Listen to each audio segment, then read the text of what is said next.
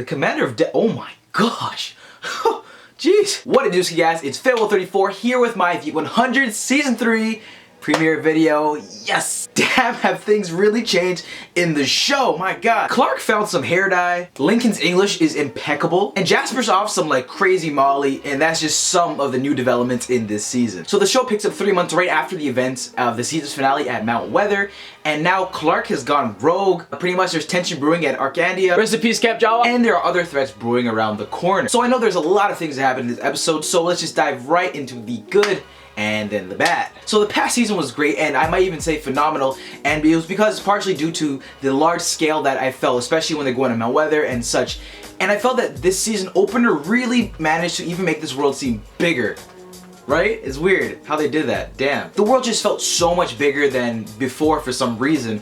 For example, in the scene where Octavia is riding her horse and the gang just in an RV driving out with like guns. And they're on she's like, what? It's just really crazy just to see how big the world's getting.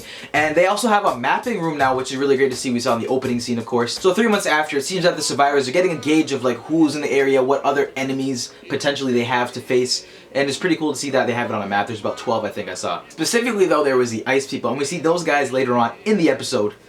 Yeah. Performance-wise, I thought the cast did a pretty good job all around, especially Jasper. I really liked his craziness that he portrayed on the screen. I thought he did very excellent with that. The actor playing Jasper did a really good job because we got a sense of how crazy and far gone the character really is. Of course, you know, with Maya dying in the last season, that really has taken a toll on him. Another thing, this guy gives no, like, cares. He literally just went up to the dude, the ice people, when they got confronted on the road, and like was like, he was fine with dying. Like, he was just, like, he almost died and he was laughing. Guys, he was laughing. And on top of that, Octavia out of nowhere just was like, throwing knife, kill. Aside from all the action-packed stuff, there's also some really good, you know, more emotional, serious tone moments in this episode. One that really resonates with me is with Raven and Clark's mom. Of course, Raven has some problems with her legs, and Clark's mom, you know, brings it up frequently. Yo, I lost my mind. Raven was throwing so much shade in this episode towards Clark's mom. It was ridiculous. Like, I was like, it was so bad I had to write it down. Like, it was too fire.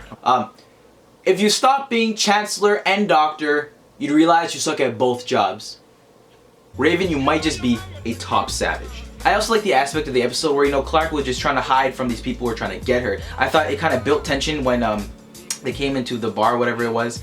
It really worked towards, you know, just getting me a little more anxious and, you know, wondering what's gonna happen. I thought it was really good on the writer's part. Some of the things I liked this episode were the parts with Jawa and John. You know, they were scattered out throughout the episode with the City of Light and the whole Matrix bit. Clearly we can see, since he has it in his pocket, there's going to be some things later on in the season regarding that, and I'm just interested and intrigued what's going to happen with the whole like kind of ex machina and freaking robot stuff. Okay, now some of the bad things in this episode, and there was a couple. When they're in the writer's room, I don't know who decided to throw in that car montage like with the aux cord. Like, were they in the writer's room just like, you know what this scene needs? They need an aux cord moment. It was just really cringy. I was just looking at my screen like this is happening. I just found it to be a little like out of place, just cringy. I'm just like, this is not necessary at all. And like, at least bump some better tunes, fam. Like, what is this? Put on some Future.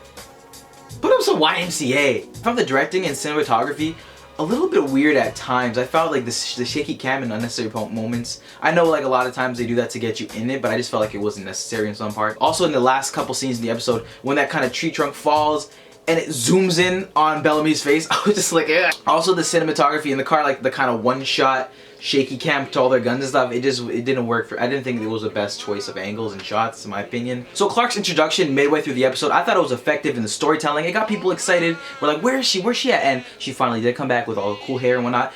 But the Panther scene, like the Panther looked like a puppet, it looked like a Muppet. It didn't look cool, I don't know. I just thought it was stupid, but it made sense obviously with her going to find the lady and get the meat for it. But apart from that, I just thought that one scene looked weird. Last but not least, I didn't necessarily not like it, I just felt it was so random and just weird that Shawn Mendes, guys, I'm not that I'm hating, I love Stitches, like low key, I like Stitches. But I just felt it was weird, and it kind of got me out of the show in the moment. I'm just like, why is Shawn Mendes here?